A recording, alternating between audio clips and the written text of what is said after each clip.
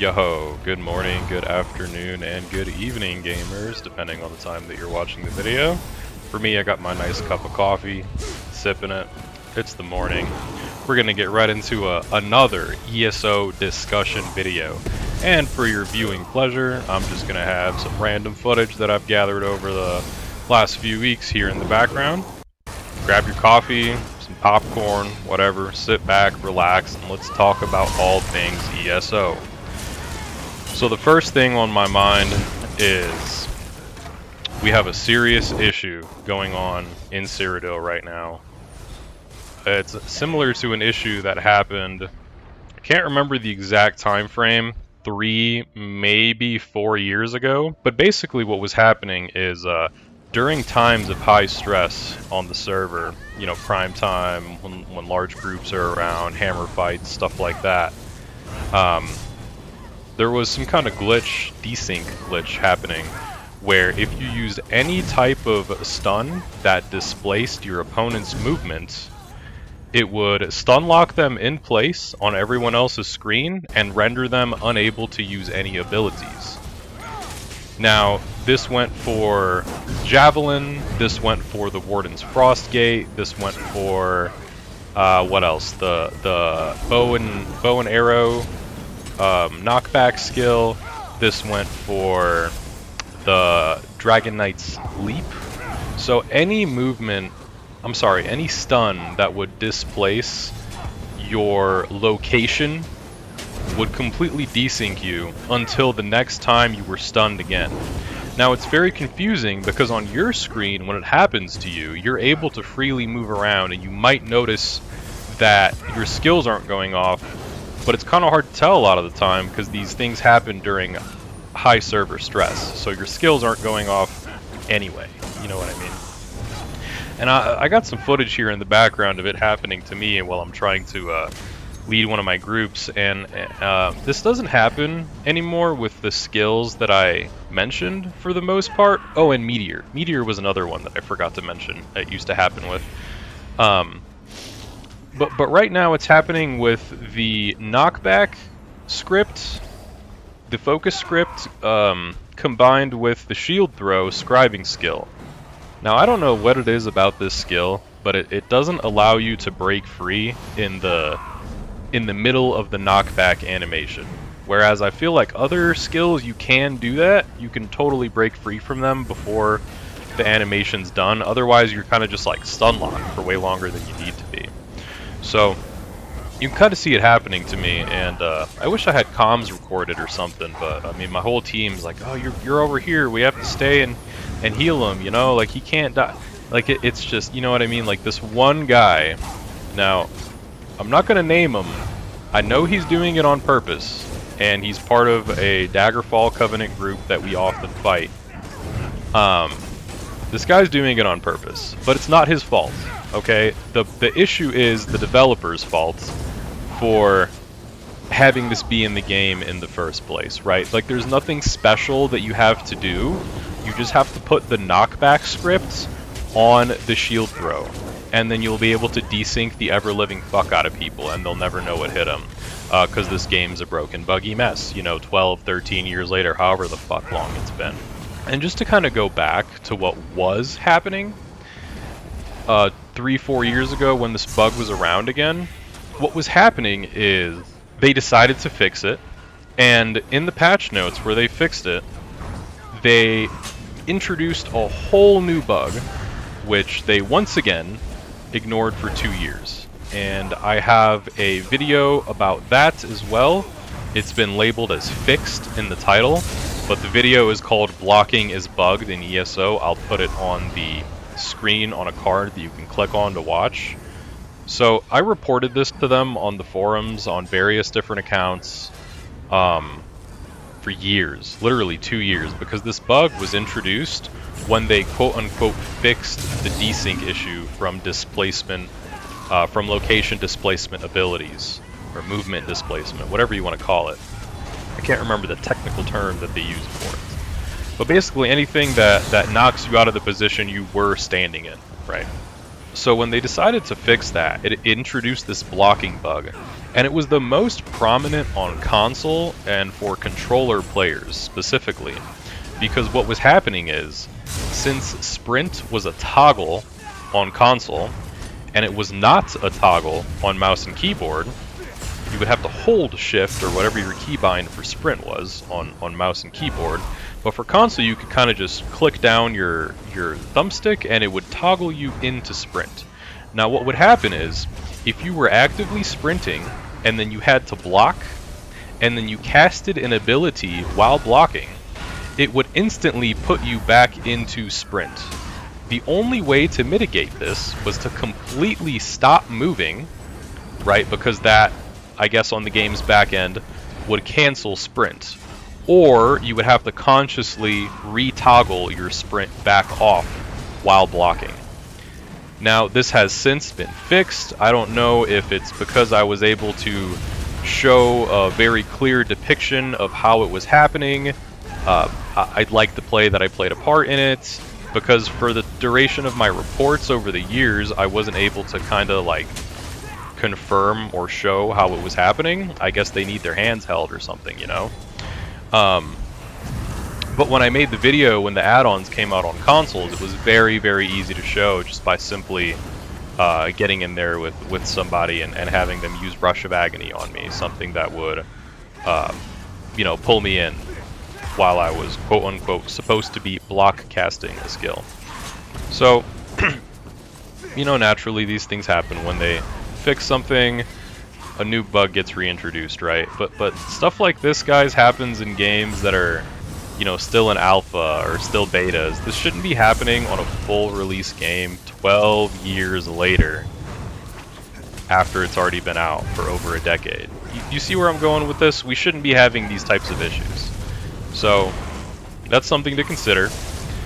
And that's kind of all I wanted to cover about that first issue, the knockback bug going on right now. And you know what? I don't even care if people go ahead and see this and they start abusing it, if everyone starts using fucking knockback shield throw. Like, it is what it is, bro. If it makes the issue more prominent so that ZOS can get their shit together and fix it, like, even better. You know what I mean? But just know that it's like, it's really scummy, like it's fucked, like it's, you know what I mean? Like it's just, it's busted, dude. It's gonna completely ruin someone's game experience. That shit made me like crash out so bad. So to the dude that was doing it to me, good job. It worked. You won. Alright, moving on to the next thing. I wanted to talk about the symbiotic relationship between scribing and subclassing.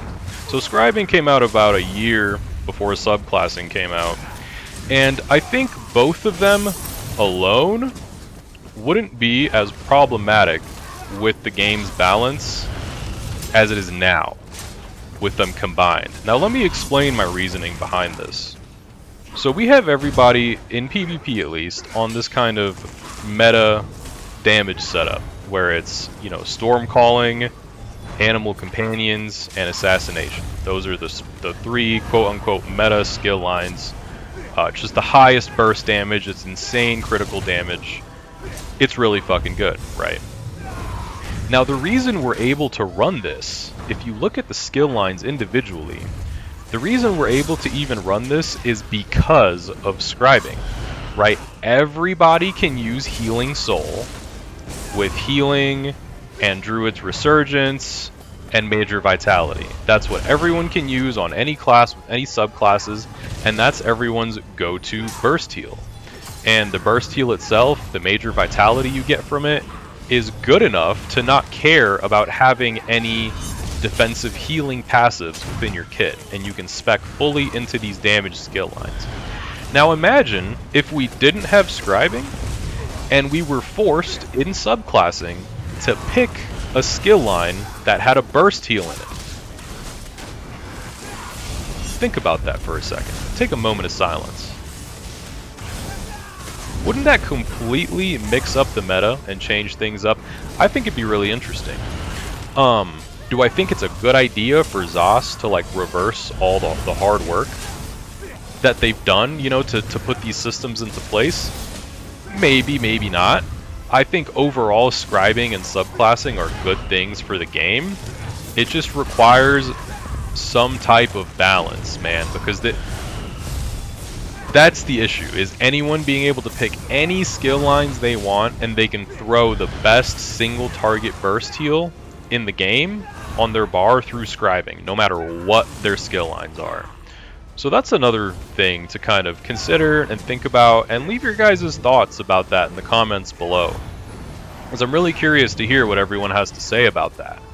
Do we think that do we share my sentiment that scribing and subclassing together is kind of making things too strong, right? Because we're kind of defined into a very clear meta right now as to what's the strongest. And it's crit damage. It's been crit damage for honestly quite a while, probably even since before subclassing and scribing. But these things, along with Monomyth Reforged, having access to one of the rarest buffs in the game, being Major Force. Before Monomyth Reforged, guys, the only way we could get Major Force was from, I think, like, Warhorn, maybe? Sax Heals Champion, which is a trial set, and the other morph of Life Giver, the Resto ulti. Those were the only 3 ways that I know of to get Major Force. And now we have just permanent access to it through this mythic, further reinforcing the effectiveness of critical damage. Right now, crit is just so strong, it's like literally dumb to build into anything else. And it didn't used to be that way. So I think maybe a little bit of balance in that regard could be good for PvP. You know, for PvP, for PvE, it's whatever, because people don't really, like, there's a crit damage cap. But in PvP, you can build as much crit damage as you want, because people have a base 25% critical damage reduction from the 1300 base critical resistance that you get simply for existing as an Elder Scrolls Online character. So you can build over that 125% critical damage cap in PvP, and you'll be just fine, right? In PvE, I don't think it's anything too crazy to worry about. All the stuff I'm talking about right now just doesn't even apply to PvE at all. So if you're a PvE player and you're watching this and you're like, what the fuck's he talking about? Like, scribing and subclassing it's great and perfectly balanced. You're probably right, because none of the shit I'm talking about applies to PvE. So this is for PvP only. PvP players, PvP enjoyers, PvP watchers. PvP devs, maybe even? PvP devs? Huh? PvP devs? Anybody watching? That'd be great. Brian Wheeler, talking to you, buddy. Okay.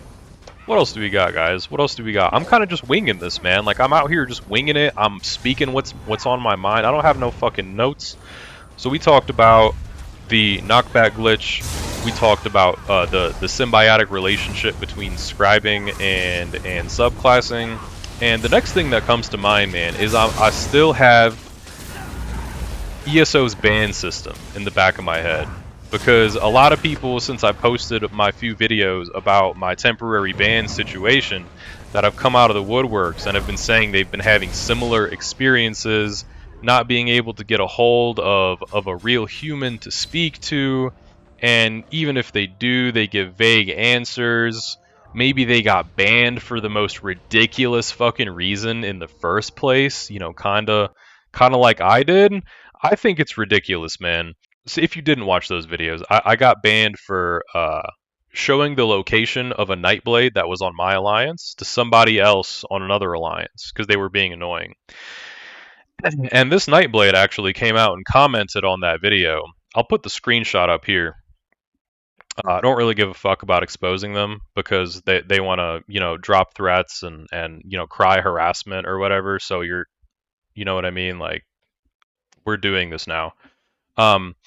Basically, after they posted this comment and I replied to it, basically just said good luck, and they pretty much almost immediately removed their comment. And they had some friends chime into my videos too. One of the reporter's friends is actually pinned on one of my videos, and he's like, he was just saying some crazy, just foul shit, bro, over the internet. I thought it was funny, so I pinned it, right, so everybody could see it and kind of make their own opinion about it. His name was like Archaon or something like that. These are all just like little Xbox rats, like just everyday players that, you know, and their entire game loop, at least this IL Sleep Li chick, her whole game loop, it seems to be just getting people banned, right? Just being an annoying fucking rat, a little weasel rodent, right? And getting people banned for it. Um, you know, when they get annoyed with the gameplay or whatever. And you know, in one of the videos we went through her DVR and it showed her, you know, ganking people, which is fine. Ganking's part of the game. But when somebody gets irritated that they're constantly being targeted and then, you know, they go and bag this person and this person clips them and reports it when they're obviously playing like a rat fuck, you know what I mean? It's like they're purposely rage baiting. She was trying to take it a step further by posting shit on my channel. They made like a dude, it was like a fucking AI like rap video talking about how like, you know, Araphel this, Araphel that. If I can find it again, I'll put the link up to it in the comments or the description or something. It's honestly pretty funny. Um, but you know, check that out. I had a good laugh out of that. But this is the level that these people will go to, and then they'll cry to Zenimax, like, "Oh, he's harassing me on an external platform." Like, I mean, come on, bro. Just turn off the screen. Like, you literally cannot be cyberbullied. Just turn off the screen and think about something else. Go touch some grass. Pet your dogs. You know what I mean? Call your mother. Do something. Something with your life other than being a fucking weasel. You know what I'm saying? So that's my 2 cents about the ESO kind of like ban system and with how they really side with these tutti fruity little fucks, you know what I mean? I'm very passionate about it, as you can tell. Pardon my language and shit, but fuck that, man. It's kind of ridiculous. And it's more and more games getting like that as I'm getting into playing more multiplayer games. I find that a lot of devs are kind of just fucky when it comes to that shit. Like, let me provide Star Citizen as an example. Like, they ban people for stream sniping. I'm pretty sure that's something ESO does as well. I think it's just crazy, man. Like, people consciously do that. They'll go into an area where they can be attacked and then stream it, and then they'll cry about being attacked.